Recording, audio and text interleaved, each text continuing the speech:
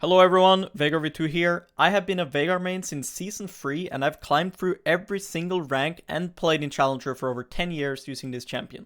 Today I'm going to teach you everything about Veigar, his mechanics, runes, matchups, builds, and most importantly how to actually play him correctly in a real game.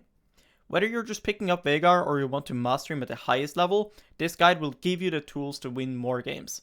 So let's get started. Before we get into the items and the rune setups that I run for Veigar in Season 16, I want to explain the identity of Veigar and my idea of Veigar. Historically speaking, Veigar has always needed some sort of setup, either through movement speed or items that directly helps him to set up cage. In the past, this has been items like Righteous Glory, Shurelias, Everfrost, GLP or Twin Shadows, and runes like Predator or Glacial Augment. These days, this is in the sense of Protobelt and movement speed. The idea of Veigar should be that you are a frontline mage that constantly looks for picks. You want to build items similar to that of something like Cassio or Rice. You want therefore movement speed and tankiness, and you prefer haste over ability power. For Veigar, I run 5 different rune pages. Airy with either Inspiration or Resolve, Spellbook with either Sorcery or Resolve, or First Strike with Sorcery. My standard rune page is Airy. It gives you free sorcery runes and the option to go into more fighting power like Scorch. This is only good when Spellbook does not have much value. Spellbook has a lot of value when you can swap to Exhaust at level 6 versus enemy Zed, and then also have Exhaust for the cannon in late game. It has also a lot of value against champions like Fizz. Being able to swap to Barrier at level 6 when the Fizz can one-shot you is great. Ghost is a good default swap for Veigar for teamfights in mid to late game, and so is Clarity and Ignite for laning phase. First Strike is good if Spellbook is bad in the game and the lane is really free, against Galio or other weak melee mids that can't really have much threat on you. For the second tree, whether I choose Inspiration, Sorcery or Resolve, mainly just matters my matchup. If I'm against something like LeBlanc, Tristana or Fizz, I value bone plating a lot and therefore I'll be going into Resolve. For the minor runes, I only go cashback when I go First Strike, because through First Strike I'll have more money, which means more value from cashback. Otherwise I'll go for Freeboots. Freeboots is great on Veigar because it gives you 10 extra movement speed upon completion, and Veigar wants movement speed for his stun. Freeboots can be a downside playing matchups like Syndra, because you can't buy mercs early. The Elixir rune is really good, and I always go this over other options like Biscuits, because having 3 points in my W at level 9 is extremely good. Jack of all trades is my default, and I only go Cosmic Insight against champions that force me to flash, like the Azir matchup or Jarvan ulti, Malphite ulti, Leona ulti. Basically I always go Celerity. Veigar wants movement speed, and this is why you'll see I have movement speed shard in most games. I only go Transcendence and I only go double scaling health versus full melee comps. Bone plating versus LeBlanc, Tristana, Fizz type of champions. Overgrowth 99% of the time. I only think Unflinching is better versus specific matchups, like maybe if you want to resolve against Syndra. Axiom Arcanist is good if you go for a heavy mana build, otherwise you should go for Mana Flow Band. Always go for the haste shard unless you play against Kassadin, and we'll get into that later. Scorch and Gathering Storm is, in my opinion, both pretty useless runes. You can go Gathering Storm, you can go Scorch. It doesn't make a big difference compared to a lot of these other runes. I only go Scorch in matchups that is a fist fight. If enemy is playing something like Orianna or Syndra, they always play really aggressive, and I'd rather have Scorch a little bit to fight back than to have Gathering Storm. Now, if I'm playing against champions like Akali, Galio, champions that are not really doing anything to me, and I can't do anything to them, champions like Anivia, or champs with really long range like Seraph, I prefer Gathering Storm. Here are 2 examples of my full rune pages. In the first one, you see I have a heavy movement speed setup. Taking a look at the enemy draft, they have Mel, Varus and Janna, and a very range heavy composition. In my matchup itself as well, it's very helpful to have the movement speed shard and celerity, as dodging Mel's abilities is crucial. In the second example, we look at a heavy assassin team comp, a lot of threat to one-shot me. Bone plating is great versus both Viego and Akali in lane because I have a lot of range on Akali. She cannot proc my bone plating without Eing towards me at least. Spellbook is very good here. I can go Barrier, I can go Cleanse for Lux Elise, Ghost in general is good for Veigar, Ignite to fight Akali in lane, and having Exhaust versus Viego Akali in teamfights. Double scaling health because in this game, unless I meet the Lux, I don't really need movement speed as enemy team is diving towards me. Before I show you some spellbook examples, I want to tell you about some rules I have about spellbook. First rule is that your second swap, you need to be very careful which one you choose. Because let's say I go exhaust on my first swap. That can be okay, because I'll still make sure I get exhaust swap available again for mid and late game. But you need to understand that if I swap to, let's say, exhaust, I can't then on my next swap get exhaust again. It has a cooldown between each swap like that. So on my second swap, I do not ever choose something that I know has more value later. For example, I wouldn't go second swap ignite if enemy has a Mundo top lane, because I would need that ignite versus Mundo in mid to late game. I wouldn't go exhaust as my second swap versus enemy assassin mid. Instead, I would go barrier or heal, because individually, barrier or heal should be fine versus enemy Akali. But I want that exhaust available in a team fight at 20-25 minutes. Also, you should consider wasting one swap each game, either for clarity in lane, or smite for an objective, or a random barrier or heal. You want to make sure you get 6 out of 6 swaps, so that you can keep cycling your summoner spells, to make sure you get as much ghost and exhaust value as possible, as this is usually the best ones. Now I'm going to show you some examples with the spellbook. For my first swap, I go for an aggressive option, either Ignite or Clarity, or a defensive option like Barrier, Exhaust, or Cleanse, depending on the matchup. Here I chose Ignite because Enemy Rise is going a very squishy build, and I have a lot of AP already, and I have Finish Codex instead of like double Ruby Crystals. I have a lot of kill potential on this guy. For my second swap this game, I lost my flash just now, so I choose to go into Ghost. This way, I don't just die and get punished having no flash, I'm still quite mobile and I don't ever get caught. Now in this situation here, I have a very tanky build with my Ruby Crystals. I'm against Lissandra, I'm very vulnerable to getting caught and getting ganked. So you see I go for a tanky build, but then I also swap into Cleanse rather than something like Ignite to try to kill her. By going now for Cleanse, also putting my flash as my Cleanse rather than my TP, also allows me to hold the Cleanse for as long as possible as well. If I put it on my TP slot, I might be forced to use it to make my TP available. Now I have Cleanse against Lissandra, and by having it as my first swap, I can then get Cleanse later into mid game as well. She then all-ins me, but because I have Cleanse, I'm okay. For my second swap this game, you see that now I swap into heal. Again, I want to be, safe and not just die to Lissandra ganking me. Heal allows me to try to run out of her ult range, whilst also healing myself to get some health. If I now was to swap to something like, let's say, Exhaust, or something like, let's say, Barrier, I won't be able to run away from Lissandra, and if I go for Exhaust, I'd rather have Exhaust later in a team fight. Are you hardstruck and you feel like you can't do anything? But bro, if Akali takes kills, I can't do anything! Join my Ko-fi today and I'll watch the replay. Please watch replay on stream. I have a lot of different builds for different situations, but I'll break it down in a way that you are able to identify which one you should go for in your own game. A good build to deal with range is Rocket Belt with a Tear. Your first base will be Tear. Later you go for Seraphs and Crypt Bloom if they have MR. Situational items is Shurelias, Trailblazer if you are broke, or Deadman's Plate if you are rich. Take a look at enemy draft in this example. They have Ezreal and Karma, that is heavy range. They also have Jace in jungle.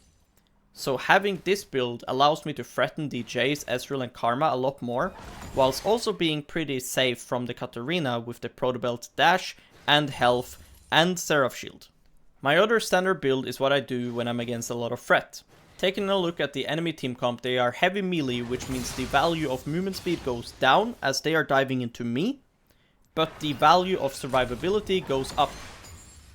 In this build I go for Rod of Ages with Seraphs, and now in the new season they added Actualizer, which in my opinion fits really well in this type of builds. If they don't have a lot of magic resist, I will go for Actualizer third after my Seraphs. If they have MR, I'll go for Crit Bloom as always. In this type of drafts, Sonias can often be good, but don't be afraid to even go into Kaenic Rookern or Randuins or whatever tank item actually counters enemy team comp. Your goal with this build is to live, and you probably don't need to go as squishy, because they are usually not that tanky, the champs that can kill you. In my third and final standard build, it is Rod of Ages, but this time without Tear. In this setup you must have mana flow banned, so this does not work on a spellbook resolve setup, as you'll go out of mana. It's Roa into Crit Bloom, then typically Rabadons. Situational items is Banshees or Sonias, Cosmic Drive or Shadow Flame. Obviously every game is different, and sometimes you might even buy a full tank item like Deadman's Plate. But typically this is what my build looks like. You would want to go this over the Roa Seraphs build if you value damage more than you value survivability. So in this draft, enemy has an Ornn, and in the other one they are just full squishy compared to the Ornn. Galio might buy one tank item, but he's not going to be as tanky as the Ornn. So by skipping my Seraphs, I get to my Magic Pen faster, and then I also get to my Rabadons faster. For boots, I typically go for CDR boots. This helps your flash cooldown and it makes your E up all the time. If they have a lot of magic damage or CC, I will go for Mercs. This is especially useful against LeBlanc, so you have the magic shield once your quest is completed, or against Syndra for the tenacity. I will go for plated steel caps, similar logic to the magic resist boots, if they have a lot of physical damage. If they have a lot of range, I will go for Swifties, so I can make sure I can reach them with my cage. For my starting item, I always go for Doran's Ring and 2 pots. This just makes you the strongest and the safest in the early game, where Veigar is at his weakest. At this current moment in time, Doran's Ring is also really just a strong item to have. Now, for my first base, I aim for at least 800 gold, so I can get double Ruby Crystal if I'm in a hard matchup like against Fizz, or I'm aiming for a Tear plus Mana Crystal if I'm going for a heavy mana build, or Tear plus Amp Tome if I'm going for a Protobelt build. Now, if you are playing a Tear build, having a 550 gold base for Tear plus refillable is fine. But as Veigar, it is so important that you make yourself as strong as possible for level 6, so the longer you can stall your base without hurting your lane, the better. Just a quick mention about Rabadons before we move into situational items. Rabadons is the damage item for Veigar, and you basically want to aim to get Rabadons. The problem with Rabadons is that it is very expensive and the build path is really awkward. Therefore, if you don't have good bases, it is completely fine to go into something like Crit Bloom and just stack your codexes for haste. Also, if enemy has MR and you're early on in the game, like your first, second and third item, I wouldn't really consider Rabadons. Now, as my third or fourth, pretty much always I'll have Rabadons. As you can see, looking through all of my games and even in past seasons, you'll see I build so many different situational items on Veigar, and I'll give you a breakdown to why I go items like Jackshow, items like Deadman's Plate, and so on. The most common situational item that you'll see me go is probably going to be Fimbulwinter. I think Fimbulwinter is a great defensive choice if Tear is your only source of mana. If you are against a full squishy comp, you typically do not need more damage as Veigar. So if you want to turn your Tear into something in mid to late game, Fimbulwinter is not only just a cheap item, but it's also very cost efficient with the fact that your Tear is already stacked. You'll get a shield on your cage whenever you stun someone, you'll get over 500 health from the item itself, plus 300-400 health from the item's passive with the mana. Seraph's shield is going to be much smaller than this, given the fact that your only mana is the Tear. However, if you want more damage versus a more tanky team, Seraphs is a good choice. Abyssal Mask is really good against heavy AP comps that want to dive into you. Let's say they have Diana jungle or Fizz mid, or even better, both of them together. QSS is extremely good against Malzahar, Lilia ult, heavy game-winning CC spells that you can't really avoid and you already have your core items. Jackshow is the best item against mixed damage comps, and the only real downside of this item is how expensive it is. Now, one way to think about this in a better way though is Chain Vest and Negatron Cloak is great mid to late game components to sit on, so think a little bit about it like an elixir.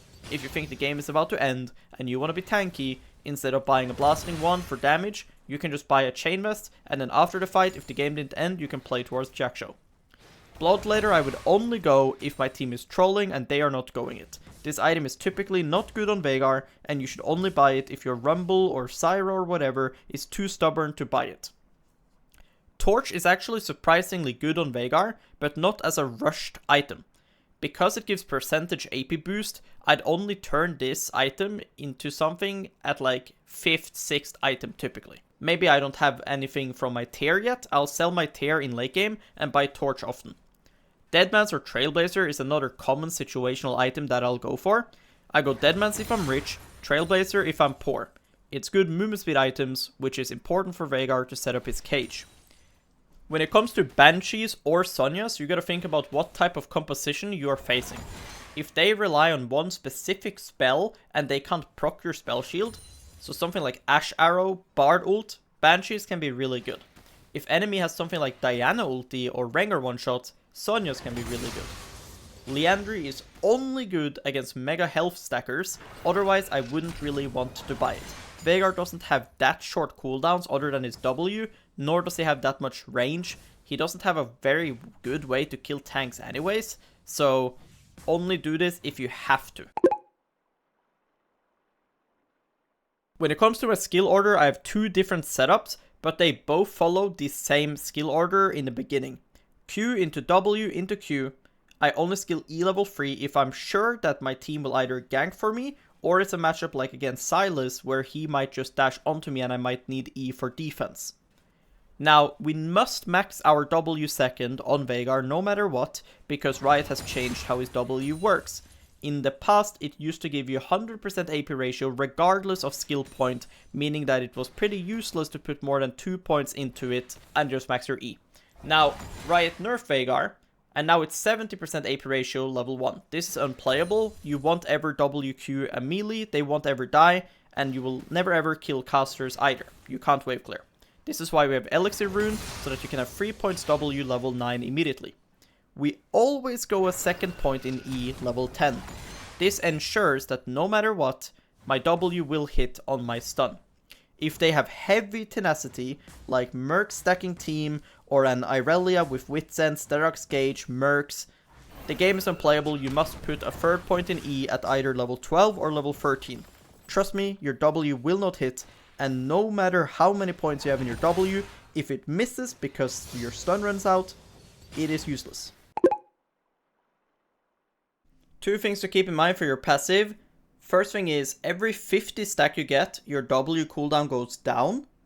And the second thing is to track the passive if it goes up when you're casting abilities in fog.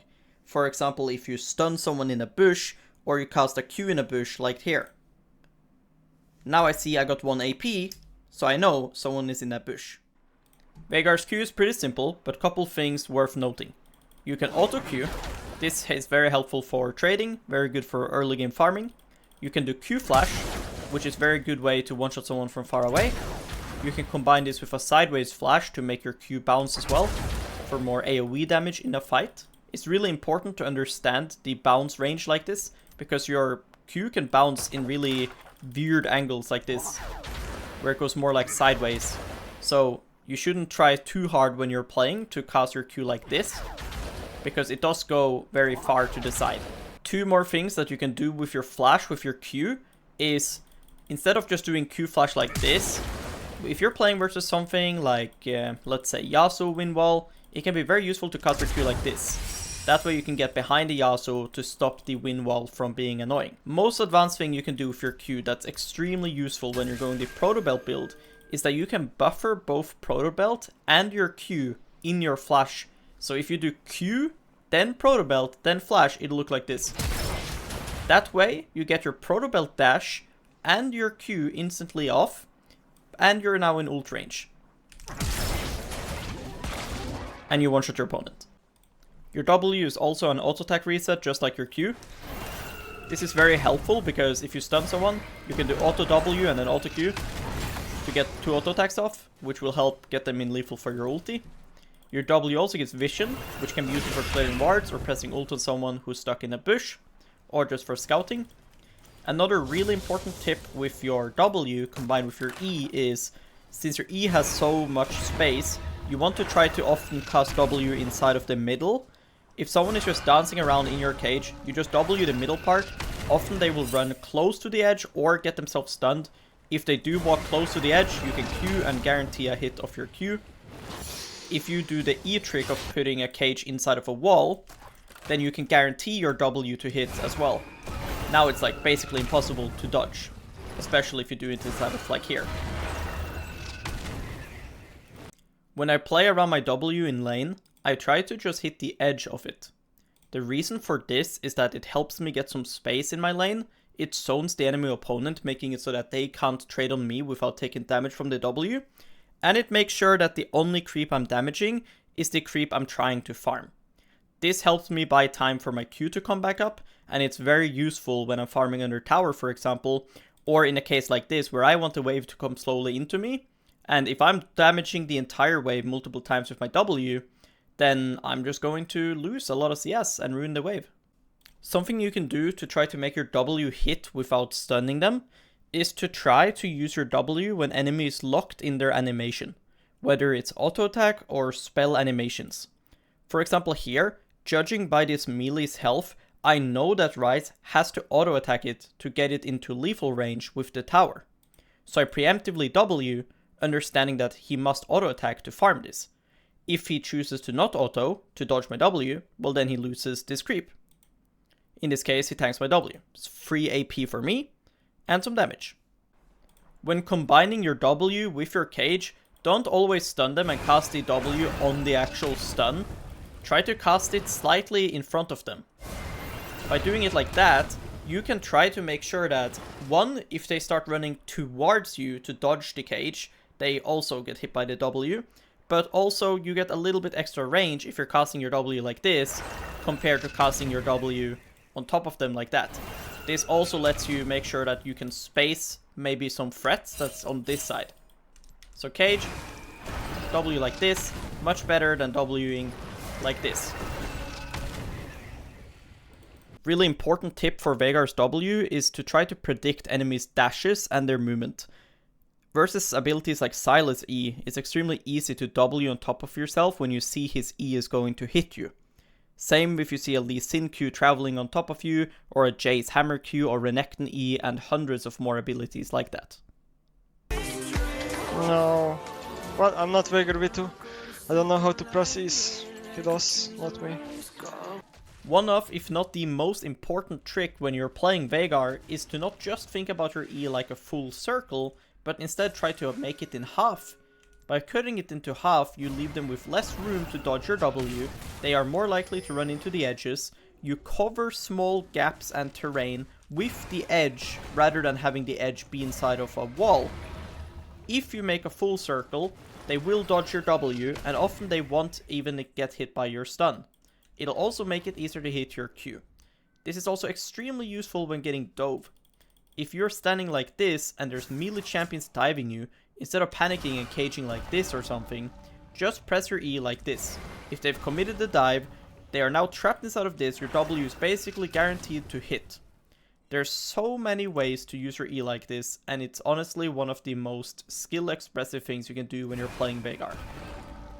An important mechanic with your E to know is how your E interacts versus terrain and a dash. Abilities like Jarvan EQ and Vi Q, if you E over the half of the wall, they will be teleported back to where they started from. If you E on your side of the wall like this, they will teleport over. So if you want to kill them, you do this, otherwise you do the other one. When you aren't sure that your wave will crash, you can just cast your E like this to stun the wave to make sure that all of your minions land under tower. This can also be done to make sure that you can have a frozen wave here without taking any damage. If you're fighting someone that is next to a blast cone or on top of one, you can just cage them, attack the blast cone, and they will get stunned, landing your combo for free. Against any champion that has unstoppable abilities like Vi ulti, Malphite ult, Hecarim ult, just place down your cage and when they land they'll be stunned anyways. Another trick with your E is to use it on yourself like a poppy W. If you feel like enemy rel or whatever is about to engage on you, just press E on yourself. This way you can stop things like Sack E, things like Rakan combo, rel combo, and many more things. You can also do this on your hyper carry Jinx who's running at enemy team. Just cage her and they can't turn on her. Veigar's E benefits a lot from his teammates' spells. Abilities like Hecarim E, Sack Q, Gragas ult, Lee Sin ult, Gragas E, Poppy E, Alistar W, Fresh Flay, any hooks in the game. Look at Fresh Hook here, look at my cage. It's a very good synergy and something you should always think about when you have your cage. Which abilities does my teammates have? Your ulti, just like your Q, you can do auto Q and you can do auto R. This is very useful in early game to weave in some extra auto attacks. You can do R flash, just like with your Q. This can be useful to either do on top of them like this, to counter a wind wall that might be blocking your ulti. You can also do it to get distance, which can sometimes be useful if maybe you want to flash out, then you can do R and then flash. This way, with your ult hitting a bit later, maybe they take a bit more damage from other sources as well, or maybe you stall out a potential shield they might have as well. A cool mechanic you can do with your ulti is that you can do R and then Q flash. This is useful because you make sure that your Q hits before the ulti. Now, you might be wondering, why don't you just do QR? Because this one is, of course, obvious. There's a couple reasons you don't do this. So, QR, that's how that looks. And this is RQ. RQ is much faster animation, as you can see. So sometimes, if someone is stunned and you know you're gonna overkill them, you do RQ. Now, if you need the extra damage from your QR, then of course you do QR. This is where the flash comes into play. If you are looking to one-shot a squishy in late game, in my opinion, it's a bad gamble to try to Q and then R them like this, when you could R and then Q flash onto them to make sure the Q hits in melee range and you guarantee it. You don't want to lose a 30-minute team fight because you greeded and Q ult like this, rather than just do this. Also, if you sometimes see that when you press your ulti, that enemy ADC dashes to, like, let's say here, you can then do Q flash like that, and you can make sure that your Q actually hits them. So it's just a good way to guarantee. So this video is not meant to be like a laning Veigar guide, it's more so just teaching you guys how to play Veigar. But I want to showcase some things in lane. In this case, I'm versus Orianna. It's a mage versus mage matchup. Having push matters a lot. She's AFK right now, standing over here bullying Abessa. I use this to Q the melees. This ensures I can have push, and by focusing the second melee in the wave, I set up a nice double Q stack. I don't look for trades versus enemy mid ever if they're in the wave. My Q won't ever hit them. If she steps outside of the wave, I might go for random Qs on her. Otherwise, I just keep autoing the wave. Versus Ori, if she places the ball in the middle like this, play hardcore towards one of the sides. This way you can avoid her Q like this and still get to hit creeps and farm. Once I've secured push and the creeps are done, if she still is contesting me like this, I try to stand behind her minion to line up my Q to get a double stack. Once this happens in the lane, I like to view it as a break. What I mean by that is, I don't need my Q to be up anymore, because let's say this melee was about to die, I don't want to flip a Q on Ori, because if I miss, then I lost a stack.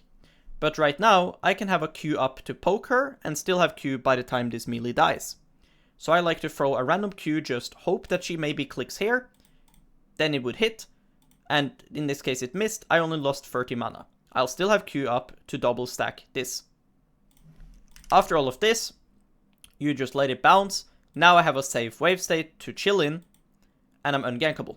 You see, I don't skill my E, and I'm not spamming spells. I only spam my Q, and I W when I have to. I almost never use my E. You see now, at this point, Orianna has lost a lot of mana. This is something crucial that I often do. I value my mana, but not my health that much. I have 2 potions, but I need my mana. I need mana so I can keep stacking Q. So, you will see at this point here, Orianna is starting to go I just kinda lane, and I don't TP back yet. I keep laning until we're both completely out of mana, and now at this point I just take my base. Some of you might now run at her and try to Q her. The problem with this is, if she bases and you keep laning, you can't do what I'm doing now. By TPing back first here, if she tries to do this, I can freeze on her. If she does the same base I'm doing, she's losing some melees and I'm not. So by doing this now, she must push and base. Instead of farming these, I keep running at her, delaying her base, getting Q-stack, pulling the casters back up. She just lost her flash to Mbessa. Veigar is really important to set up ganks. So if you can do pulls like this on the wave, you can make sure enemy mid is gankable to your cage. She now has to TP on a bad wave state, which means if my jungle was here, or if Rel opened mid from base, we could potentially look to punish the Orianna. Another thing I often do as Veigar is, here I lost my flash killing enemy.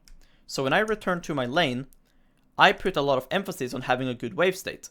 So if enemy mid hands me the wave like this, you will see I will hold this melee alive for a long time, pulling it around like this. This ensures that the next wave is now safe for me to farm under my tower. This is also really good to do versus assassin matchups like Fizz that might just solo kill you. When you play teamfights as Veigar, you have two different approaches. The first approach is when you outrange the enemy. So in this case, they are a very melee heavy team with Kalista, Kiana, Sylas. So I'm just kind of playing front to back and playing around my cage cooldown a lot, and I'm only really stepping up to these champions whenever I have cage up. Now, this is a prolonged fight, but you see I don't ever change my mindset really in this fight. Kalista is still alive, they don't have any poke, it's just a Sona support. They still need to come into me as I outrange them. Still, after the fight entering its second phase, Sylas still has to all in me. I'm the one casting spells at him. We kite back, once again I don't have cage, so we chill a bit. Now that I've cage back up, I'm pinging on my way, I want to keep going. Taking the bottom side of this fight, again pulling the Drake down, I want them to come into me. Once cage has been used, I kite back again. This is especially important versus these melee comps. You also build much more tanky versus this type of comps, which is why Sylas can't just one-shot me. Cage is on cooldown, I play safe again. Fast forwarding, I teleport back in. I will play aggressive once again once I have my cage. Once cage has been done, you'll see me play on the edge of the fight again, just relaxing as I can cast spells, they can't really do much. Once cage has been achieved again, we go in.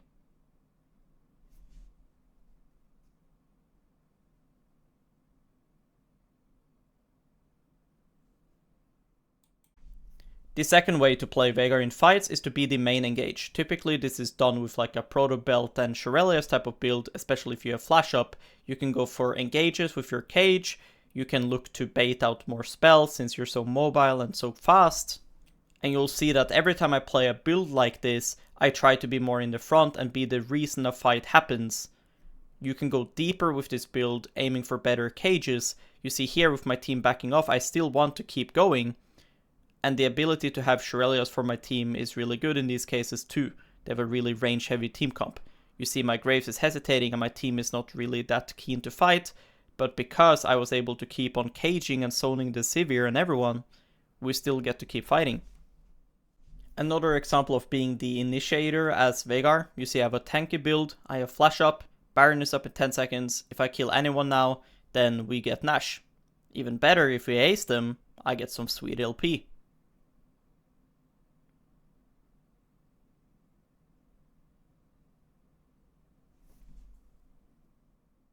For the macro and mindset when playing Veigar, you need to be extremely stubborn. You can see me pinging Akali, I know she's diving my bot lane right now, but in my mind, I'm gonna be way more useful than this Aphelios who's already 1 and 3. So I just basically let my bot lane die here. Yes, I could try to teleport down, but if I TP, Akali can just run back to mid, I'm losing quest progress, I'm losing farm. If they still do the dive while I'm TPing, it's new season teleport, it takes so long. I'd rather just surrender my bot lane, rage push mid lane, collect quest points, plates. Veigar gets plates pretty quickly, by the way, because you have so much AP, you actually do quite a lot of damage to towers. This is something a lot of people don't expect when they roam against a Veigar, that especially if you get grubs as well, you just start tearing a tower apart. and all of a sudden, you are completely 1v9 in the game if you approach the game this way. In mid to late game, I don't really change my mindset. I keep farming on Veigar, I pretty much never really stop. I believe that Veigar just keeps scaling and you should want to get at least 4 items. So if a top fight here happens and the enemy team shows everyone top, I'm not going to respond to this with my own TP. I'd much rather just run it down mid here, farm that mid wave, collect the plated tower, then get the next mid wave, and then I could just teleport somewhere else or start pushing bot lane now as well. This way I will take over this game and become so incredibly strong. Look at the damage Veigar does to towers. Easily get 2 plates. When thinking about when to pick Veigar, you need to understand Veigar. Veigar has short range and he has the ability to build tanky. His cage is extremely powerful, but is countered by either range or blinks, like said. This means that Veigar is extremely good against Ahri, because her mobility is countered by the cage. Ahri also wants to one-shot her opponent, which isn't very easy for her when Veigar can just go full tank. Veigar is also really good against Ryze and Cassiopeia, because these 2 champions are once again very short range and immobile, and pretty stationary targets and easy to cage them. Some assassins that Veigar is actually pretty good against is Akali and Kiana. Both champions, once again, don't really have tools to get out of your cage, and you don't really get one-shotted by them since you can build pretty tanky. And it's hard for Akali to teamfight inside of her Shroud, since you can cage her entire Shroud area and keep spamming Ws. So matchups you do not want to play Veigar against is Kassadin. It's a pretty bad matchup and you have to go AD in early game, which stuns your build a bit. If you play AP early game versus Kassadin, you don't really ever win, so there's no point. Versus something like Galio is also really annoying, especially this season, because he can just go Mercs and then he will have upgraded Mercs and he will have the MR Sunfire item, so you pretty much never kill him, and then he shields his entire team, so you won't kill his team either. And then he's diving your bot lane because he has prio, so the game ends before you have even scaled. Orianna and Syndra is one of the more annoying mage matchups. They just bully you a lot in early game. It's not unplayable, and I'd rather face those 2 champs than like Galio and Kassadin. Zed and Fizz is pretty annoying. There's ways to deal with these matchups. Like you can go Spellbook, you can go Bone Plating, you can swap to Exhaust, Barrier, Heal. But regardless of what setup you're running, you're going to have to build somewhat tanky. At least Rod of Ages. So you get a bit stunted, early game might suck a bit, you have to manage the wave correctly and be safe under your tower. These are certainly not good matchups. When it comes to jungle pairings and champions you want to see on your own team, you certainly do not want to play Veigar when having, like, let's say Lilia in jungle, Leona in support. You don't want champions that forces Mercury threads, because when you pick Veigar, enemy already wants to go Mercs. So if you're playing Veigar and you have Leona Lilia, you're going to see QSS, Cleanse, Mikhails, Mercs, Sterox, Tenacity Runes, and the game is really hard to play. You want to play Veigar having like an AD team, especially something strong like a Lee Sin or a Viego or a Rek'Sai. You want something that can gank and play around your cage. You want to give your Viego resets. It's going to be very good for you to play that type of game. You also want maybe some champions with cage interactions, like a Hecarim knocking them into your stun, or like a Poppy support knocking them into your stun. So I wanted to do a small part of this video for Kassadin itself, because it's really hard for Veigar to play against Kassadin, and I run a pretty unique setup. You see, I have Jack of all trades, I have Absolute Focus, Scorch Airy, and I go Doran's Blade. I try to get as much adaptive stats into AD as possible, and I just try to bully him as much as possible in early game. Instead of getting outscaled at level 6, I try to get outscaled once we get into side lane, and I build items like Tear so I can keep my AD, and I buy items like Negatron Cloak or Kindle Gem to try to again keep my AD, and I only transition into AP once I actually start teamfighting, because I believe that in this matchup, you need to make the game volatile early, because side lane and the mid to late game teamfights becomes just so hard for Veigar to be useful in. Now for the lane, what I try to do versus Kassadin is to fight him past the wave level 1. I sneak behind the raptors, and I try to time my auto attack together with the caster's auto attacks. If you now look, when these casters now begin their new auto cycle on the wave, I am doing my auto onto Kassadin. This means they're not hitting me. So I just keep auto attacking the Kassadin. By doing this, I get some free autos on him. Now, as the lane progresses, I keep fishing for autos onto him. He goes into me melee, and I force him to have to flash by skilling my cage. Now Kassadin has no flash. My Elise can now dive the Kassadin, and I've now successfully made the early game into a complete fiesta, which should favor the AD Veigar. Obviously, I transition then into AP, which is usually I go Abyssal Mask when I play versus Kassadin, because it helps a lot in the 1v1. He can't one-shot you, and you always get the bonus damage because he's dashing into the Abyssal Mask range. After that, you can just continue with actual AP items. Like you can go Seraphs with the Tear, you can go into Crypt Bloom if you want Crypt Bloom, you can just go normal AP items. I just think in laning phase, early laning phase, you need to make sure you're AD.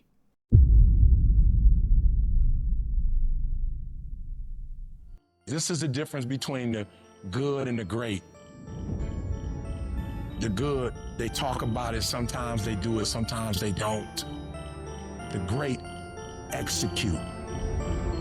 You gotta execute.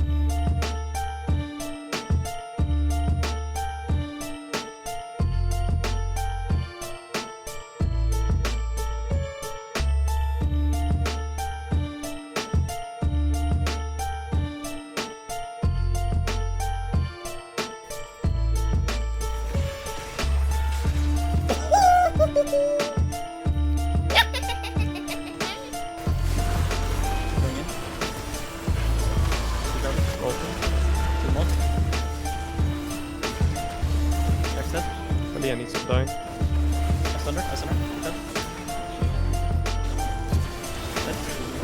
I'm so fucking nasty with it. Let's go! Good job. And that's it for this guide. Veigar isn't just about scaling, he's about controlling fights, patience, and understanding your purpose in every game. If this helped you, make sure to like, comment, and subscribe, and if you want to see more, make sure to check out this stream. Thanks for watching, and I'll see you in the next one.